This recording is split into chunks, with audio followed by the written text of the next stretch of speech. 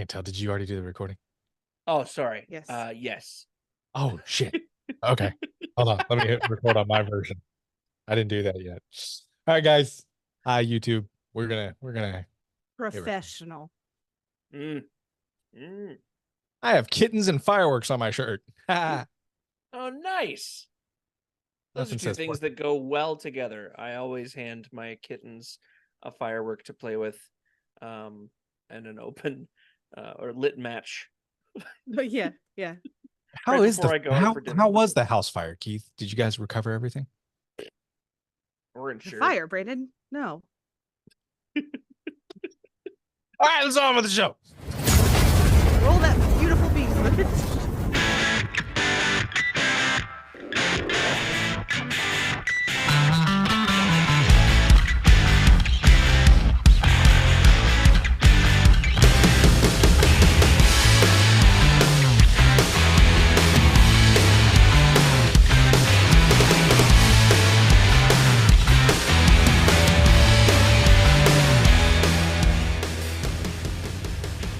Welcome to the ABINGERS podcast, where we assemble weekly to binge the MCU and all things nerd, old and new. You can find us on Facebook, Instagram, X, Threads, TikTok, Twitch, at ABINGERS podcast, ABINGERS podcast. Give us a like, a comment, and let us know what you think of the show. You want to check out the video version of the show? YouTube.com/The ABINGERS. See our beautiful faces live in HD at YouTube.com/The ABINGERS. And you want to support the show? $1. Patreon. Patreon.com/ABINGERS podcast. We have a $1 tier. Get you a shout out, access to our Discord, exclusive pre-show banter, not found anywhere else. Patreon.com/ABINGERS podcast. We appreciate all of your support. Thank you so much.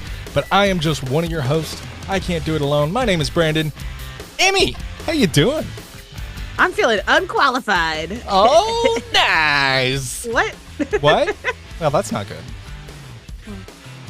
You're a Okay. qualified douche, in my opinion. So I hope you know I that. am Aw. Nice. qualified. Moving on up. It's the most Hell yeah. endearing thing I could ever tell Emmy. So, I got a promotion. hell yeah, Keith, how you doing, man? I'm good. I'm ready for this onslaught of notes, and that was a bit of an Easter egg saying that just now. I think comic fans might know. Oh, I'm well, great. Easter eggs, and moving forward, we're going to spoil this episode of X-Men 97, Episode 9. Keith, what's the title? Tolerance is extinction.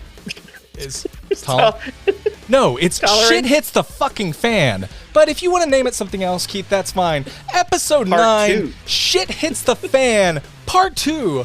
What the fuck? If you have not watched Shit Hits the Fan, Part 2, please don't listen any further. We're going to spoil X-Men 97, Episode 9. Please, leave now.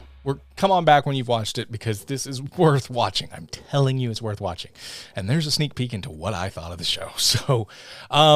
So I guess I'll just peel it back. We've already given a spoiler alert. This is probably my favorite episode. I mean, really. Damn. I can't believe a part 2 in a 3-parter.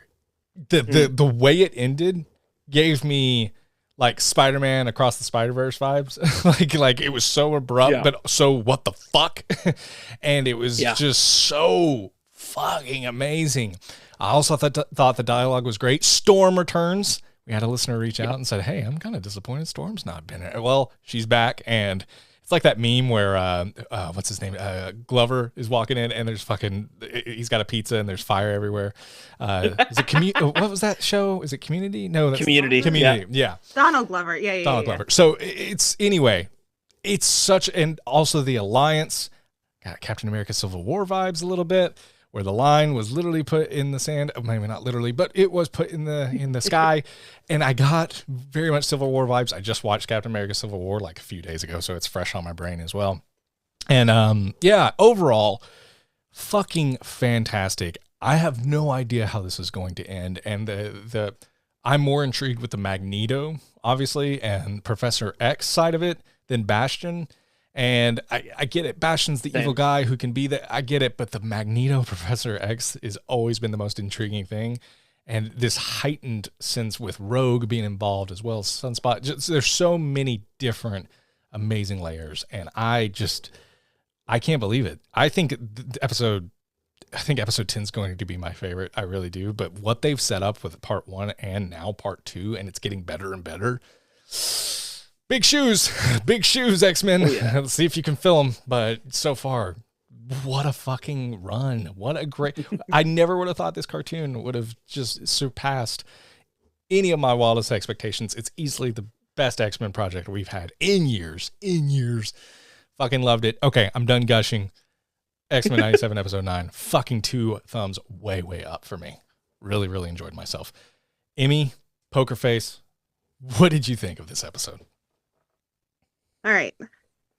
I'm not going to pretend like I know what's going on at all. I feel like You never do. Yeah, we You just never do, okay. and I Hold on, appreciate Emmy. that. Don't say that anymore. Keith, can you just put like a thing underneath her video that says she has no idea what's going on, and then she can This just talk. dumbass bitch. All right, sorry.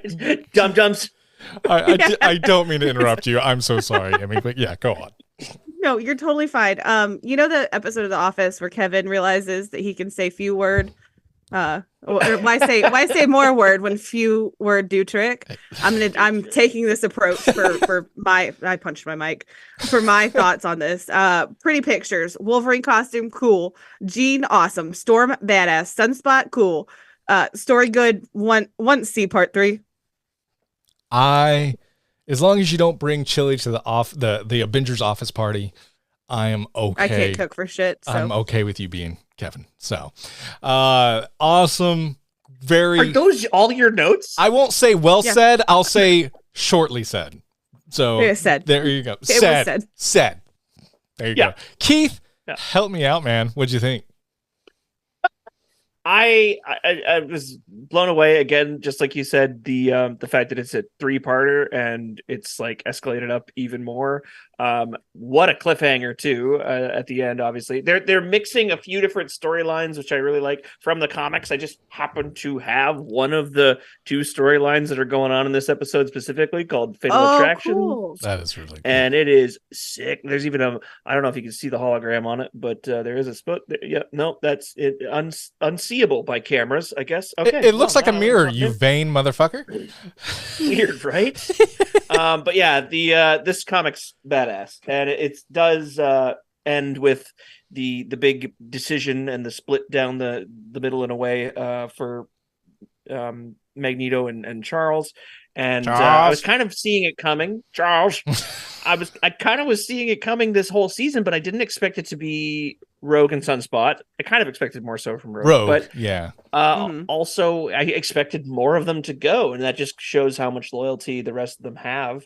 Also seeing the 70s X-Men uniforms, like a callback to the 70s, and they're not just Storm, because Storm is finally wearing her black outfit from the 70s, but now the rest of them are too, and that's amazing. Even Beast is wearing his 70s briefs, which is very neat.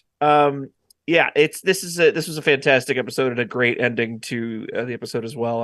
I can't wait to see what the hell they're gonna do with Wolverine specifically next. Yes. Because I know Wow. he does lose his adamantium in the comics, and it is very sad and takes a long time for him to even just heal from that. So, wow, we That's shall see. great breakdown, my friend. Many words, many well said. I liked it. All right. Emmy, help us out. Rotten Tomatoes, where are we at? Where were we at last week? Remind us. I'm so sorry.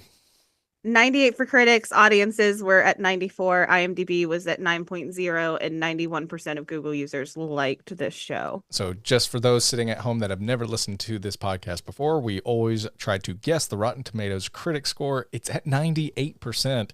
I can't see it getting 99, but God, this episode makes me want to. So fuck it. I'm going to say it. 99% critics, because I loved this episode so much. Damn. Me What for did you you. say audience was at? 94. I'm a guess that critics stayed 98 and audience went to 95. All right, you guys are both wrong. Everything stayed the same. What's happening? Oh, wait. This episode yeah. on Sorry. IMDb, this is the highest score I think I've seen on IMDb. This episode specifically got 9.6. The highest on IMDb. That is fucking awesome. Sorry. Yeah. A little bit of me feels like, yeah, I knew it was Yeah. the best. That's great. That's fucking great. And how many Google soners still like this? Same? 91, same. All right. Good deal. Well, I guess we just, I really just want to peel this back over and over again. One thing I really liked about this episode is I didn't know it was canon, but we talked about it a little last week, so it's for sure now. Fast and the Furious. It is now canon because Storm talked about family more times than I can count, and I'm like, finally, Vin Diesel's represented in this wonderful franchise. So fuck yeah. Knew that's where we wanted to start. Keith, obviously that was your first note as well. What did you think of Vin Diesel's performance here? I said, oh, way to find a tricky way to bring Groot into it. Yeah. No, this is Dominic Toretto. This is not Groot. This is Dominic Toretto. Bring Toretto. If you've seen the latest Fast and Furious movies, holy shit, it's just as bad as some DC movies. It's just as heroic. The last one ended in a cliffhanger. Dom Toretto might die. Spoilers. Spoilers. Unconfirmed. Spoilers. He's probably not going to die because it's Vin Diesel. He is never going to give that franchise up. I haven't seen one of those movies since Fast 5 came out, and we saw it together. We watched it together at a friend's house. Yeah, it was fun. Fast 5 was one of the best ones. It was the last good. I didn't know what was going on in that either.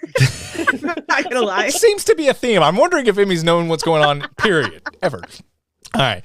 But in all seriousness, Storm returns. It's really cool because she's trying to rally the troops. Obviously, Professor X is met with a lot of kind of what the fuck, man? And Professor X really understands the shitty situation he's in. And he's like, there's no amount of words that I can say, and this is not what I wanted for you. He talks to Cyclops and Jean, saying basically, hey, I understand what I did.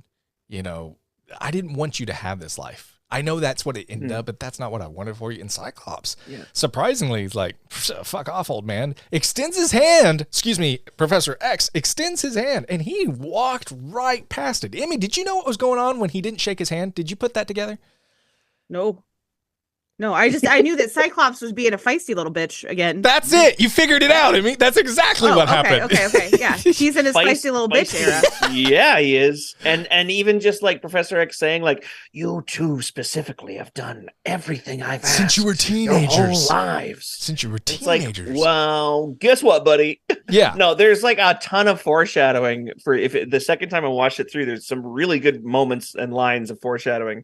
Not only this moment where he says, you guys have always done what I've asked all your lives, but later Magneto saying, how many more of your bones will pave the way to Xavier's future? At least Logan's. Wow.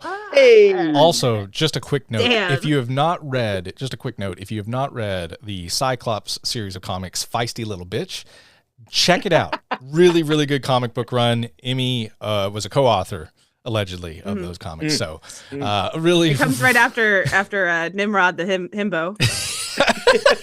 Chronologically, I helped with that one too. Yeah, that's good. Nimrod the himbo. That was funny. All right. Cyclops the feisty little bitch. Listen, I'm having some issues with men in my life currently. Sorry, the way you said bitch. You emphasized taking it out on the entire species. Okay. Well, now I got tears in my eyes. But yeah, there was some foreshadowing. There was really intense foreshadowing. And obviously we see where that led with Cyclops. I rewound that scene because I was like, I didn't see that right. He's somewhere else. Mm-hmm. And that's like, I really thought I missed something. I was like, wait, what happened? That couldn't have been Cyclops. Like, that's how much of a mind fuck it was for me to see Cyclops fuck with the Professor X in the middle of a moment where he's trying to control and contain and possibly eliminate Magneto. He knows that Jean and the rest of them have a very little chance to begin with, already fighting Bastion at like half power or quarter power. Right. But if Charles reverses what Magneto's done to the Earth, then Bastion will have all the Prime Sentinels back and the little chance that they've got over on Team Gold. So you think Cyclops? You think Cyclops was right in doing so? Do indeed, but it really depends on the outcome, right? I mean, if this is gonna, I don't know. Don't try to play hindsight. Right now, did Cyclops make the right decision? Here's the backlash. I do think he made the right decision because sometimes yes, he did. is right. That's the right answer. But so Wolverine already didn't like him, so it's gonna be bad. I can only imagine. Well, what's Wolverine gonna do now? Wolverine's just gonna slap him with his kitty paw. Is that what's gonna happen? Nothing else. Dude, the comics are nuts. When he loses his adamantium, he takes so long to heal. He doesn't have a nose for a while. Like, it is fucked. It is truly Voldemort? awesome.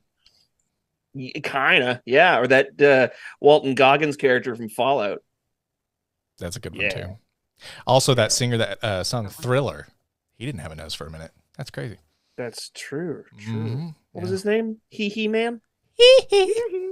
Anyway, sorry. I got thrown into this episode with, it's kind of catching up with a whole bunch of different places, a whole bunch of different people all at once.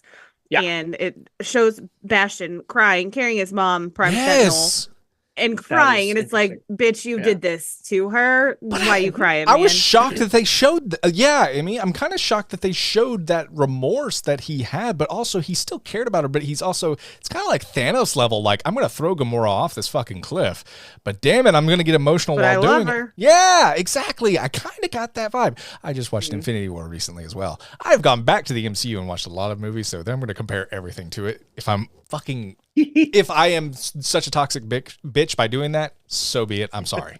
Anyway, Keith, what you got? I would posit the idea that maybe he's crying because of the loss of his creations, not the loss of his mother. Well, then he would have actually upset. He would have picked up anybody. Yeah, I agree. I think this is more. I really do agree with that. True. I definitely agree with that. I think it was the mother. I really do. Now, maybe a bit of both, but primarily, I think his mom. Maybe that was his first one. I don't know. You never forget your first, do you, Keith? Oh, God. Mother! That's his mother, man! Charles. But just being thrown into that, I think that set the tone for the episode for me, because I was like, what time zone are we in? And then you see Magneto, and I was like, oh, shit. Eastern Standard, Amy. And then you see Jubes and Sunspot, and I'm like, how did they get away from the people that had them collared? And they're like, the crowd is yelling at them, like, bring back the power. And it's like, they didn't take it, you bunch of idiots. Like, what are you doing? They're like, you think Genosha's bad? You know, like, they're like, we were threatening the fuck out of them, man. It was bad. Really sad. The way that they say, go ahead. No, you go ahead, because I'm going to move on a little bit. I was just going to say, I think that they jump to so many conclusions, and like, you truly fear what you don't understand, to quote Batman Begins. And they don't understand which mutant took the power. They assume it's a mutant, and they start blaming anyone in front of them. Right. So they don't realize they're dealing with sparkles and fireworks, sun smudge. Yeah. Oh. But if a mutant took it, then a mutant should be able to give it back. Like, that's kind of like that's a little reductive. Okay. Whenever they start talking about the planet's got 12 hours because of the magnetic core, that also lost me. Like, what are we taught? What is happening? Why 12 what hours? Happened? Why 12? What is happening 12 hours? We got 12 hours. Yeah. Because the Earth is dying because of the magnetic core. And Storm says, I can feel it dying. When the sun sets today, it also sets on the future. And all I could hear, and I am using my mermaid mug. I'm done adulting. Let's go be mermaids. All I could hear was, when the sun sets on the third day, if he has not kissed you, you will return to a mermaid. From The Little Mermaid. So he's that was a really bad. What you're saying is that Magneto has to kiss the girl? Who's got to kiss the... No, I don't know. Somebody has to kiss the Earth. What it means is Magneto has crabs, is what I think she was meaning. Sha-la-la-la-la-la, you got crabs. Anytime you get crabs, just open your pants and you'll just hear sha-la-la-la-la-la. If you hear that song, you got crabs. We've made this joke before, haven't we? I thought...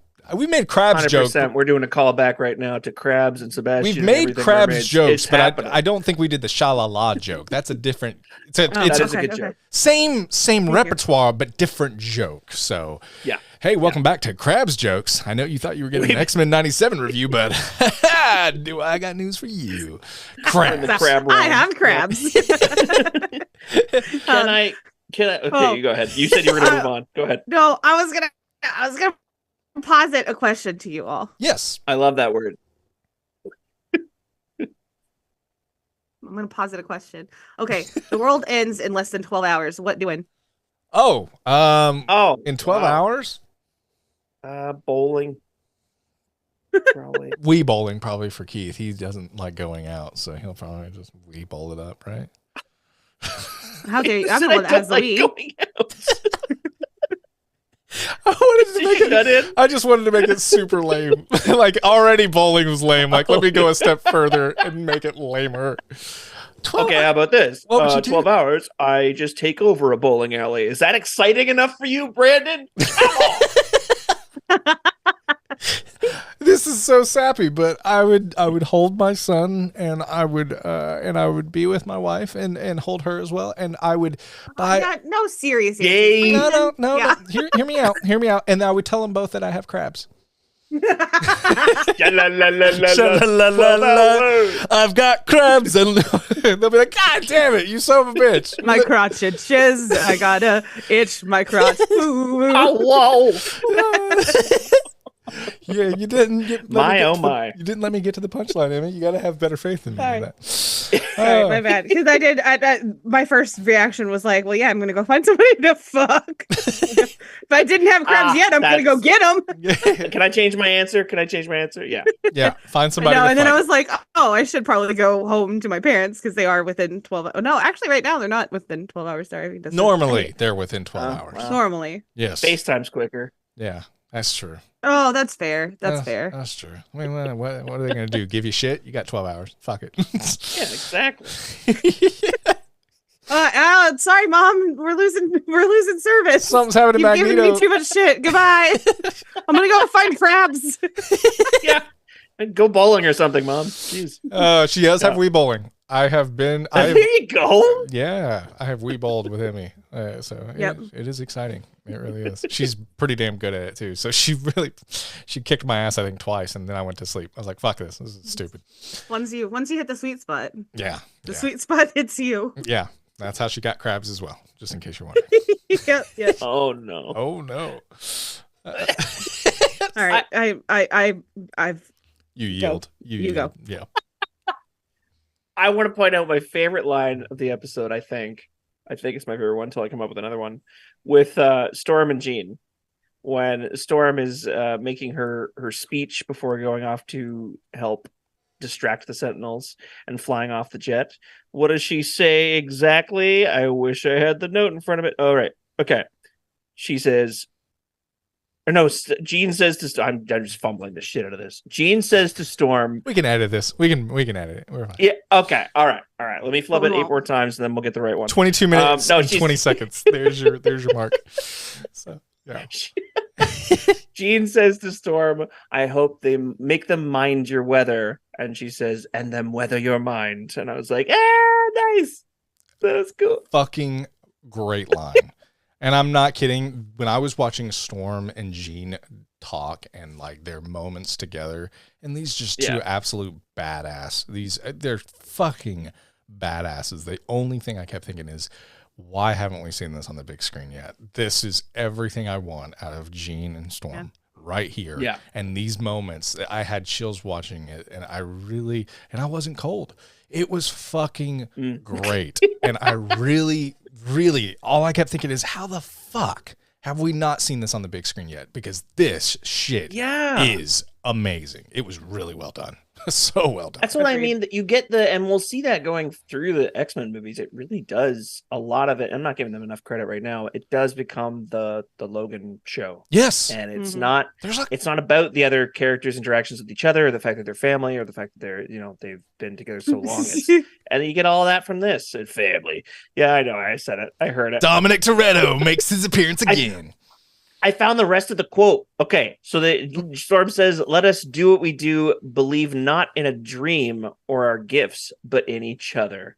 I was like, "Oh, it's good, so nice." I mean, it's really good. Like I think in retrospect, because we do a comedy Marvel podcast, that's really what we are.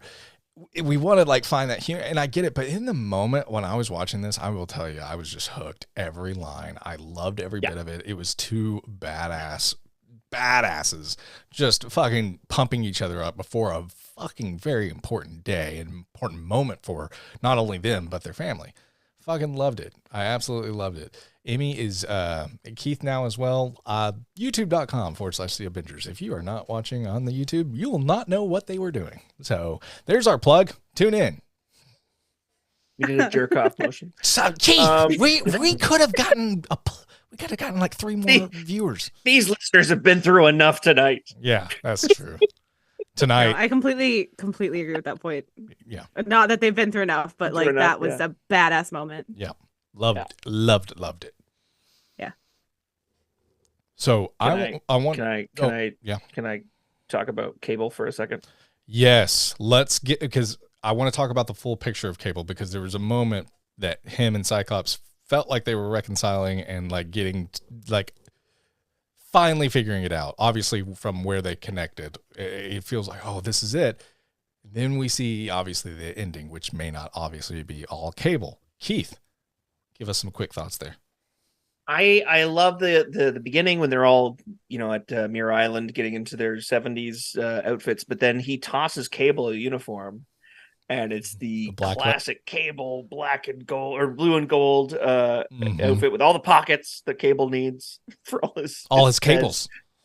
Yeah, all its cables. Yeah, he's gonna run cables all over that damn HDMI be damned. He's got it all. I'm gonna take down. Do you want a micro B or a USB C? Oh, I am making every Cable joke. It's unbelievable. Nice. All right, I'm done. Cable guy. But when he gives it to him, and they call back to the 2000 Black X-Men leather movie, Black leather, saying, "What did you expect? Black leather." Loved it. And that's the opposite of the joke. What did you expect? Yellow spandex. I love it. Fucking loved it. Oh, see, I thought they were kind of calling back a little bit to Deadpool 2. No, even further. No, I thought straight up X-Men. Okay. The original trilogy. Yeah. Because it's Cyclops who gets to say it both times. Yes. In a way. Which movie was that? Was that the first X-Men or the second one? Which one was it? That was the first one. The first time that they're in the Blackbird together going to their final mission. I knew it was one of the first two. Suited up. Yeah, I thought it was one of the first. I remember seeing it. Whichever one has the I'm sorry, you keep trying to talk. Whichever one has the Statue of Liberty's head filling up with sand. Yeah, that's the first one. Yep, you're exactly right. Okay. Filling up with sand. Sand. I think you're mixing X-Men and Aladdin. She does that. She's confused. Keith, she's confused. We understood that. They're very similar films. Listen, I'm not sharp right now. This time of school year is not. This is not me at my sharpest. I told the parent the wrong time today. I remembered to call him. Told them the wrong time. Emmy is a very dull number 2 pencil right now. So we're gonna have. Oh, those are my favorite pens. Oh, they're so good. Sharpie gel pens. Hell yeah. 0.7 millimeters. Gotta be that 0.7. That 0.5, that's a bitch.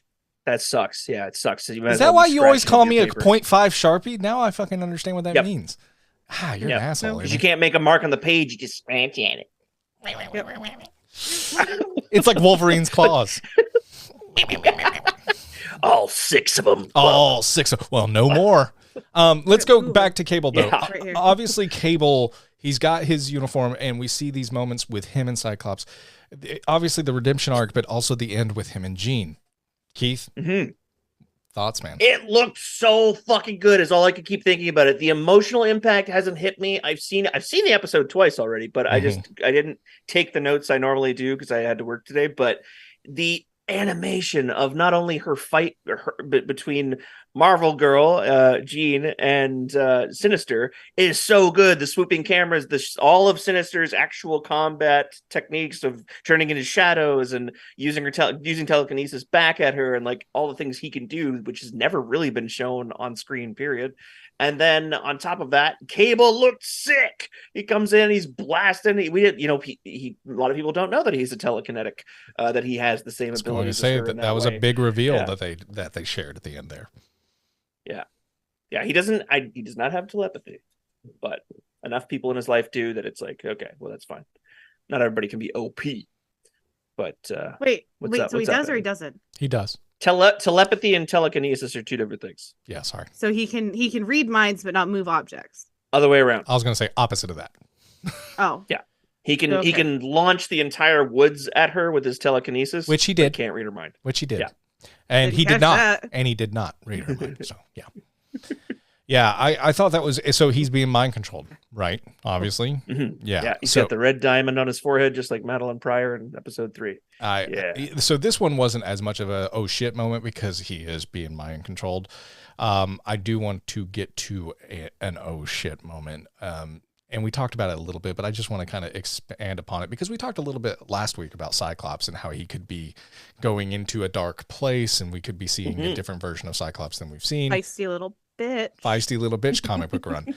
Bitch era. I still couldn't believe, and I know we're just jumping right to the part where we want to eat our cake, but the fucking ending of this was so huge to me. Between Magneto and Professor X and the pain that they both experience, I'm not gonna lie, I'm a little bit Team Magneto here. I was like, I can understand the anger. I can understand, hey, you've let us down, and we are just building your road. I mean, everything Magneto was saying was in emotion, 100%. Don't get me wrong. And it's so funny for a guy who's Team Cap, and it's like Iron Man was too emotional in that movie. I'm such a wishy-washy motherfucker because on Magneto, I was like, I totally understand, bro. And so it was, I could really, I guess, I could understand him. I could understand the hurt of Rogue, the hurt of Magneto as well. And you entrusted me, and this is what's happened. And fuck this. We can't continue. I'd rather watch this whole place burn than live another day living like we are, or in the shadows, or trying to, or being abused, essentially. Yeah. It's a powerful, powerful message. So sorry, all that's going on. Professor X is like, you've left me no choice, dude. And he immediately, he's trying to get rid of Magneto. So right there, mind control him and strip him of all his powers. I'm assuming, is that what he's trying to do here, Keith?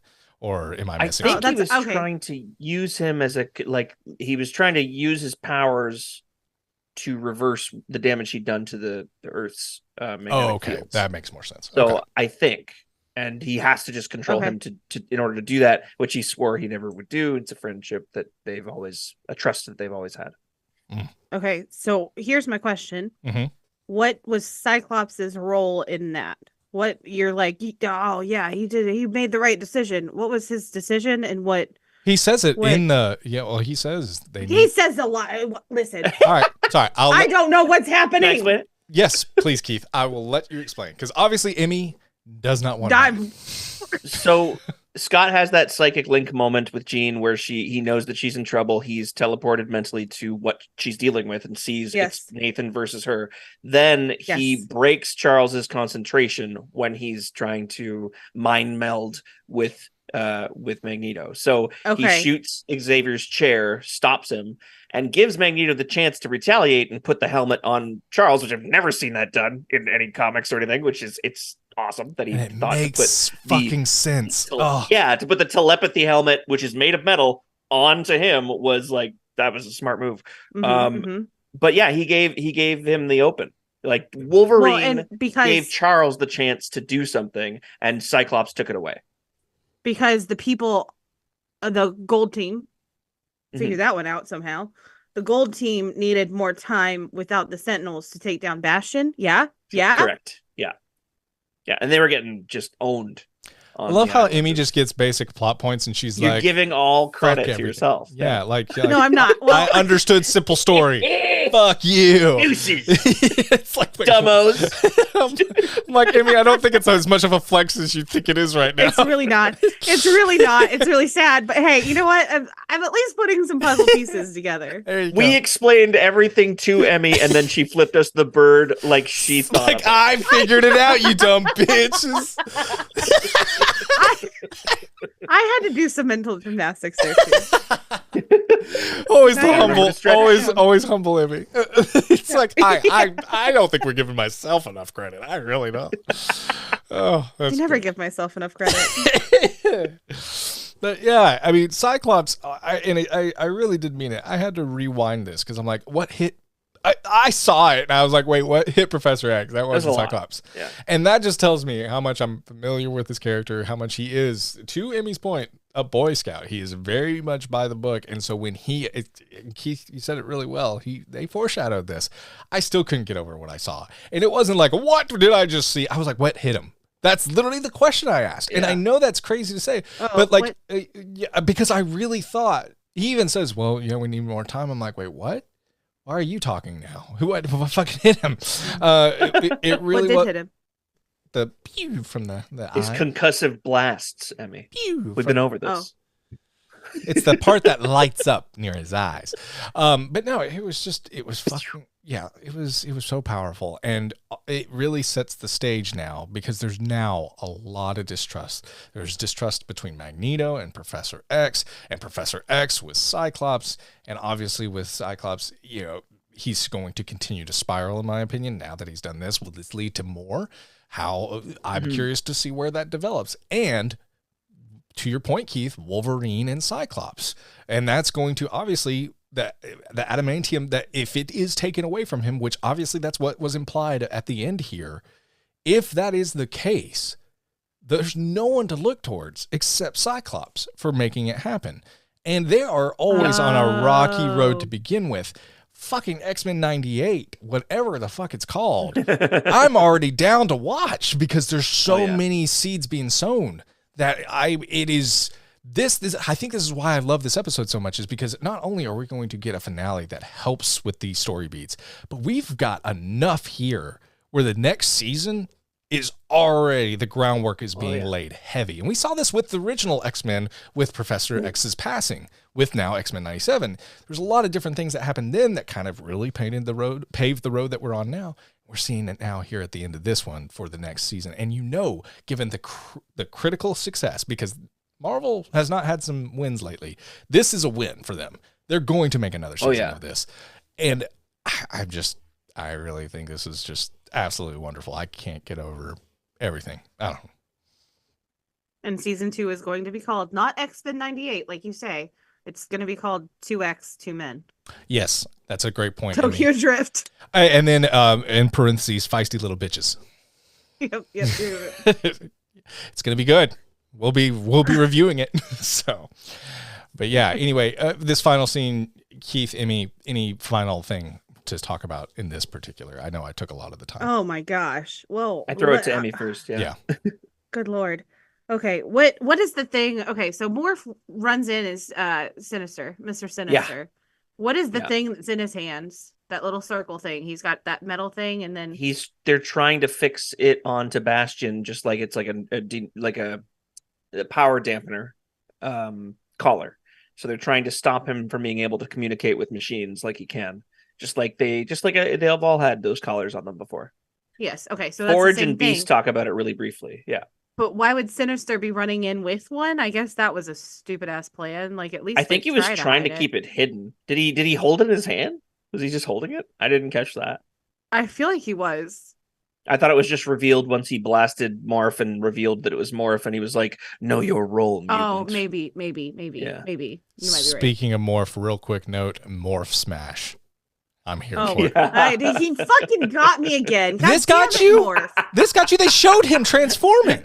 No, they didn't. Yes, they did. They did. Well, I didn't fucking see it. Emmy, can you watch the fucking show we're reviewing, please? Quit closing your eyes. I'm not closing my eyes. I'm taking notes.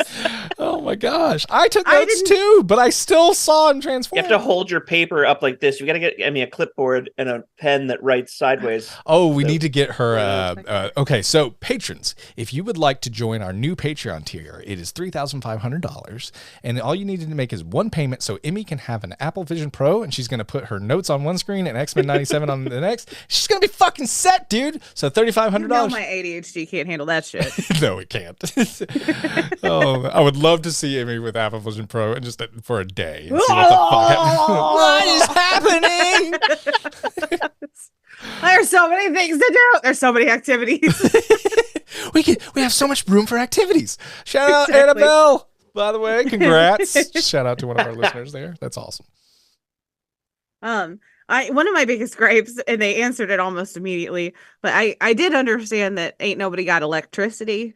They must have had a nader go through, and ain't nobody got electricity. And then when all the sentinels were like and coming up till, I was like, the fucking how? And they answered it with tech. I want to call it technopathy, but they called it technopathy, which sounds ignorant. I really wanted to. I swear to you, as soon as I swear, as soon as they did that, the first person I was like, I need to ask Emmy, did that irritate her? And the fact that you answered it before I could even ask it. Was it who was it that said it? It was Storm's Boo. I can't not say, or is Beast? It was one of those two. Who said it? Shit. No, it was either Forge or Morph, that's what I mean. I feel like Forge or Beast is who I thought it was. I don't know. So forgive me, but they said but you're saying that it should be pronounced It was Forge. Technopathy? Like telepathy. Yeah, but what if you call it telepathy? Well, then you're wrong. I knew Emmy was going to feel this way. That's why I wanted to ask her. It's a made up thing, though. Telepathy is not. All words are made up. Oh my yes, God. that is the correct response. Also, though, I honestly good callback, by the way. Technopathy.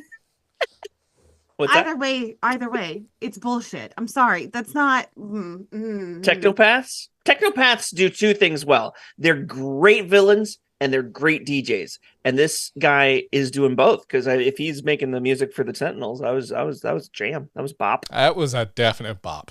Yeah, I'd put that on over any Swift record. You know, I just did that. I just did that for the reaction. I like that. Froze. I respect T Swift. I do. She's always You good. could use a technopathy person for your internet. That'd be neat. If you had technopathy, your internet wouldn't freeze as much. It would be great. It would be great. Yep. And speaking of naders, I'm going to call them. Yep. I'm going to tell them. I'm going to say, I've got technopathy, technopathy. Wow. Just say you have crabs and see what they do, Amy. See what happens. I've got crabs. I need a discount on my internet. They're like, wow. They're like, this is the third time this week. Shut the fuck up. Quit calling us. We're canceling your service. I used to like cringe every time you would sing on the podcast, but I'm turning into you. We're turning into each other. It's like we're each other's. As we get older, we become what we hate. So it's not. I didn't hate it. I cringe. Like sometimes I would cringe a little bit, just like, wow, you're embarrassing yourself, and here I am. There you go. And I don't do it anymore, and that's all you've been doing is sha-la-la, like over and over. It's not once. It fits really well, and it's a crab singing it too, which really just makes me giggle to see Sebastian saying, "I've got crabs." That's great. But you are really important. Yes, Keith. Really important point in the episode. Did you guys notice that they called Morph them? Yes, I did not actually, and that's a great call out. Let's see how many people have a problem with it. Oh, trigger warning. Trigger warning. I will say, Voldemort being in the X-Men has been so much better than I could have ever imagined. I really loved it. I love the part where he's like I love that part. Yeah. And then they who must not be named. And I love when he's like talking to when he's talking to Cyclops and he's talking about Nathan. He's like, the boy who lived. It's really cool. It really is. And so I fucking Morph, thumbs up, motherfucker. I really enjoyed you. And hey, it shows that even Voldemort can be a hero. So there you go. Stop be named. Really got me. You must not be named. I love it. Yeah. Morph. I love him. I actually really have loved Morph now, but every time he does his powers now, I'm kind of like hearing Keith in the back of my head. How does this make sense? How is he getting their powers? I'm like, God damn it, Keith, you're on my shoulder now. Every time Morph does something badass, I can't enjoy it because you're like, this makes no fucking sense. Seconds ago, I looked it up. Okay. I looked up Morph's powers as described by the Marvel database. And they say, here we go. They say that he has the ability to mimic. He's a shapeshifter, obviously has the ability to mimic their look. But power mimicry, Morph is able to duplicate some of the physical powers and abilities of the beings he shapeshifts into. Superhuman strength, superhuman durability, flight, superhuman speed, and then it immediately references when fighting Boulevard Trash, Morph transforms into Quicksilver and uses superhuman speed to race. I was like, fuck off. This was written by the writers of the show. Kevin Feige allegedly listened to our episode. Allegedly. Excuse me. Allegedly, and was like, I'm going to shut that motherfucker Keith up. Yeah, Keith needs to shut the fuck up, man. He doesn't know what he's talking about. Two other things I noticed on this page underneath is weaknesses, mental trauma, and scent. Morph stanks. No, he can't smell himself. Shape-shift his can't. smell. He doesn't know when he misses deodorant day. That would suck. Oh my god. They've got no nose. Sorry. Yeah. They've got. They also have no way of knowing they got the stank. You know? Yeah. Yeah. So I think that's their weird relationship everybody's talking about online is Morph and Wolverine. Wolverine explains to Morph when he should put on deodorant. When they should put on deodorant. That's a good point. Good call out, Keith. Makes sense. I'm glad we figured that out for our listeners. I know there was a lot of people just waiting on. You're a little ripe, bub. a little ripe. Like he's a tomato ready to be plucked off. I know it's past your prime. Morphe. I had a few lines that we haven't touched on yet. All right, that let's touch some lines. My notes are gone. Really loved it. Touch all these lines, Emmy. Let's do it. I'm gonna touch them all. All right, not sort them all. I'm gonna touch them all. Caress them. Caress them. When Wolverine's like, oh yeah, oh good, we're gonna skip the blabber. I was like, yeah. Great. I like that. And I know that's coming from someone who's like, all right, guys, just like talk it out, just hug a bro. Like, but like him being like, all right, let's just fucking fight. Whenever Jubes says whenever Sunspot hits Jubes. Yeah. Yes. And he's like, I'm sorry. Yeah. And then she just unleashes on him and he's like, I said sorry. Yeah, like, she already burned up his business card. Also, why the fuck does an 18-year-old have business cards? He's like a party planner. I honestly did not understand that part. I was like, it's not like a letter. It's not like something. It's just a fucking like, hey, if you need me, But it is 97. I guess 18-year-olds had like something. Cards. Everybody must have had them in the 90s. It does make more sense that they'd be popular then compared to now. What would make more sense if that was like a Blockbuster card or some shit? Like not just like here's my name and information. I don't know. Those won't burn up, man. Have you ever tried to? No, they're indestructible. Those were fucking fortified. Speak of adamantium. I forgot to tell you guys, by the way, I adopted Cyclops' powers because I have now entered true douche form. So, damn! Exactly. Wait, welcome to this show, Guy Fieri. Hi. I like burgers. You wanna, this meat is so tender in my mouth. I love Guy Fieri, he puts them on backwards on the back of his head. Oh, okay. I was he puts them back here. I just had to charge my eyes. I almost like vaporized Emmy, but I put on my glasses to help to control it. I can't help but wonder when you're going to snap into a Slim Jim with those on. Oh yeah. Little cup of coffee. Bonesaw is ready. Cup of coffee in the morning. A cup of coffee. Yeah. For a little man like you. Yeah. Okay. I really liked the line when I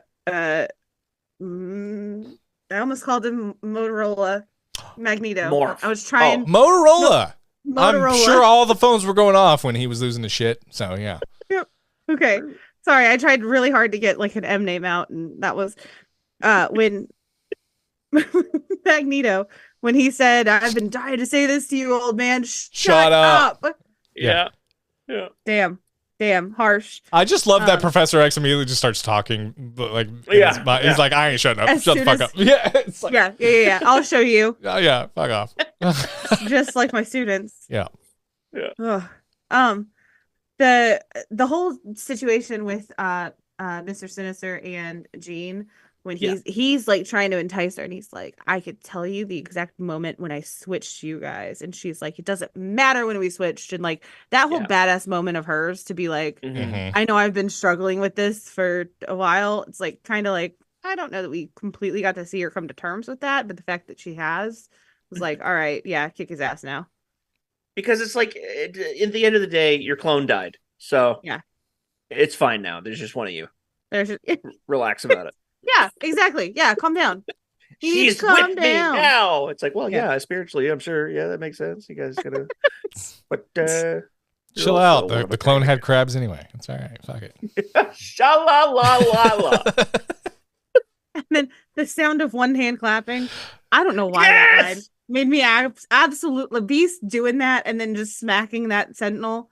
It was like, the thonk yes. that it made against the Yes. Sentinel. It was like, that was the payoff. It was so perfect. Yes. Yeah. I gotta love Absolutely Beast. perfect. He can't help but quip. They don't listen, the Sentinels. So No. he's just talking to nobody, but it's really funny. Just slap the shit out. Oh, yeah, no. Yeah. In his 70s briefs. Mm-hmm. All right. I gotta hit on the fact that there was a sign on the clock whenever they said that Bastion's trying to create his own utopia. Yeah. There's a clock in the background that looks just like Back to the Future. Ah, love those movies. The letters have Great fallen Scott. off, and it just says "die." That's the letters that are left are DIE. I did not catch that. I'm gonna have to go back and watch that. Okay. Good catch. I don't know what it means. I don't know what happened in this episode, but Probably death. I don't know. A lot of maybe. A lot of lives Or it are up in the means- air right now. We don't know if Forge is alive. We don't know if Storm's alive. We don't know if Jean's alive. We don't know if Wolverine's Yeah. alive. I was gonna say Wolverine. Everyone's got air. Yeah. Which that was icky. That was gross. That was Yeah. Yeah. Didn't It like. was. No me gusta. I just love that they did it, because you're sitting there wondering what's the last straw gonna be that Magneto just does this to Wolverine, because and it turns out he had a policy. He was like, please don't stab me through the back and I won't rip the adamantium from your bones. I think it's a good truce. That's a reasonable man. The fact that he was like, finally we're putting an end to this feud. Like he was just like, I mean, it was a very, I don't want to use the word creepy, but it was a very final, like, this is over. Yeah. We're done. He knows that he can't come back from this decision to rip the adamantium off of Logan. He's like, we're not friends anymore. This ain't happening. Yeah. Yeah. And we were Sorry. really barely friends to begin with. We were more just, Yeah. you know what I mean? Like we stood each other when we were on the same side of things. However, this is no more. And I mean, gosh, because I mean, before that happened, Wolverine, yeah, exactly. Keith stabbed him in the back. I mean, just right through him. Like Wolverine did that without hesitation. So both of these guys are willing to take each other out without a doubt. And so that's, I don't know. And it does And make Wolverine's- me wonder. Sorry, go ahead. No, you go. I was just gonna say it does make me wonder what. Okay, so Magneto's been both stabbed through the solar plexus or the lung, whatever. Stabbed through the heart, He and I can't- think stabbed through the heart, and Cyclops is to blame. I'm pretty sure he gives Love a bad name. He gave Logan a bad. I got nothing. Massage. Yeah, massage. Yeah. But I don't even know what exactly the repercussions of that stabbing and what Charles had done to Magneto, as far as like trying to like it looked like it hurt. Whatever Charles was doing to mind control him enough to save the Earth, it looked like it was hurting quite a bit. So I don't know. I don't know what the hell is going to happen with Magneto either. So yeah, I'm excited. Wolverine's line there where he says like the brave ones are always the first ones to die, like that's almost a little bit not foreshadowy because I don't think that he's actually dead, but but the fact who that is? it was like turned around and like yeah, you stabbed him quickly. first and Yeah. like now you're in pain, Mhm. bitch. That's so Deal with it, eloquently Grumpy. said. So eloquently said. I mean, I really appreciate it. Yeah, that was good. Thank you. Good insight. Can I offer up one more gripe? This more- is gonna be a gripe, One more gripe. Okay. and that's Did we That's, I have think, gripes? Because I all- feel like you're one gripe. I think is what this should be titled, not one more gripe. no, that technopathy was. What Oh, that okay. gripe. Second gripe. Second gripe. Here we go. Second gripe. This one's probably just as dumb. The fact that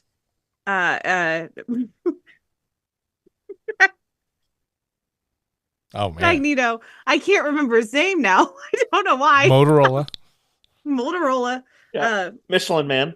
The Michelin Man. He said he used that same pun again about talking about someone's metal. Yeah. And I was like, Yeah, bitch, you already he did. used that. Like, Did he come on. really? Is that from episode 2? Yeah, it was early in the season. He used metal, like METTLE. It's in his contract. Because of his magnetism, he has to say that every I know. 9 weeks. I don't know. No. I feel like Magnum Condom. Nice to meet you. I think Magnum Condom can say it as many times as he wants. I think it's good. I think we're good. Honestly, what I almost called him was Magnum Condom. There you go. I think that's his name. But you're right. There's a certain cheese level that is like Arnold Schwarzenegger level. I can Mr. Freeze level appreciate cheese. It's not even Mr. Freeze. I can appreciate a pun. It's not even Mr. Freeze for me. It is the point where he was Turbo Man, and he had a clear visor, and he was with his wife and kid. They had no idea he was Turbo Man. He takes off the clear visor. He's talking too, so they hear his voice, his Arnold Schwarzenegger voice. He's got a clear visor on. His whole face is visible, and he takes it off, and they're like, "Howard? Yes, it's me." Okay, that's a different thing, though. That's a different. I understand that. That's my. I'm telling you, Emmy. That's my beef with Arnold Schwarzenegger. We were talking about him, so I said, "No, it's not even. No, not Mr. Freeze. It's the bullshit Turbo Man." But what you fail to understand, and I have a is Turbo that Man right there. There's my Turbo Man. Schwarzenegger was in the role of a lifetime in that movie because he was playing the average American father. Just remember, you're my favorite customer. Shut the fuck up. He's just a salesman. That's God. I may watch that movie every Christmas. I may do that. So anyway, all of us dads look like this. Yeah. Yeah. Exactly. Do you like my New Balances? Yeah. And Jamie's room had a fucking Captain America painted all over it, fucking hand painted, fucking badass room. And Jamie's upset because he didn't fucking join his karate thing, his little awards. Like, dude, you have the coolest fucking room I've ever seen in my entire life.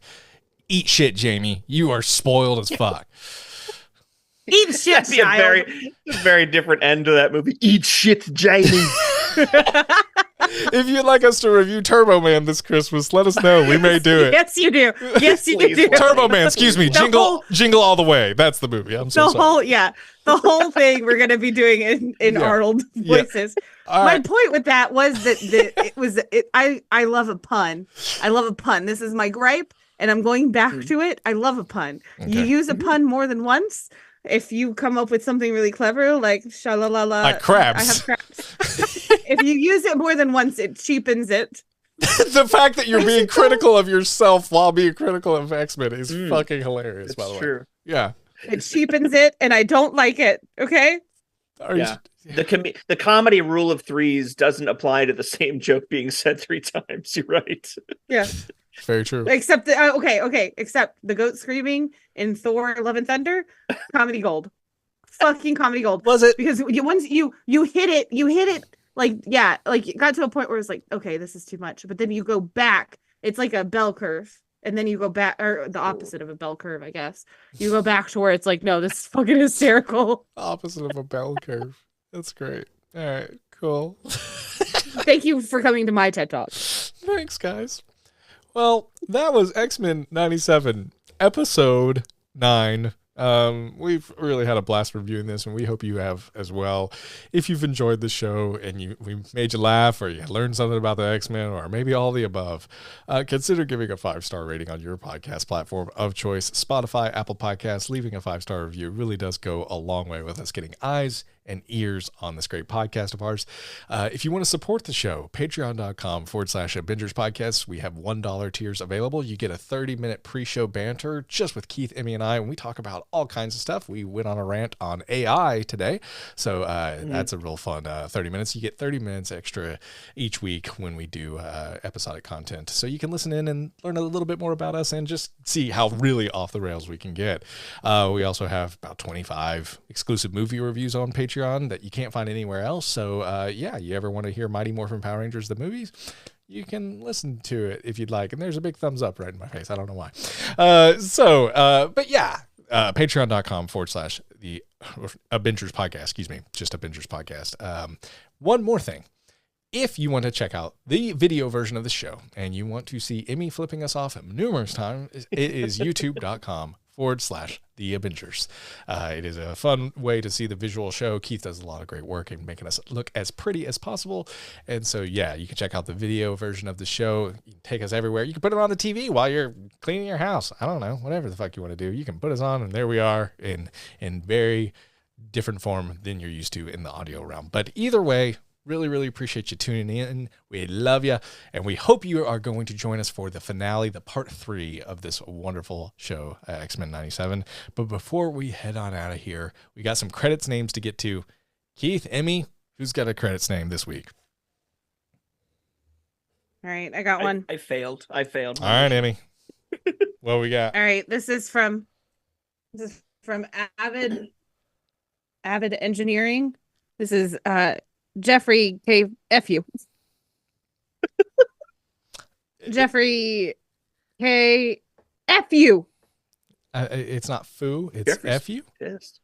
It's probably foo. Oh, okay. Damn it, Jeffrey. You know what, K? Hey, Jeffrey, that's a little fucked. F you. Jeffrey, that's a little fucked up. That's a little fucked up, Jeffrey.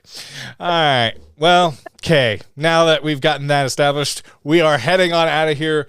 Appreciate you all tuning in. We'll be back next week, so tune in for our finale thoughts. It's going to be a lot of good times. Emmy, Keith, any final words before we call it a podcast? This house is a prison.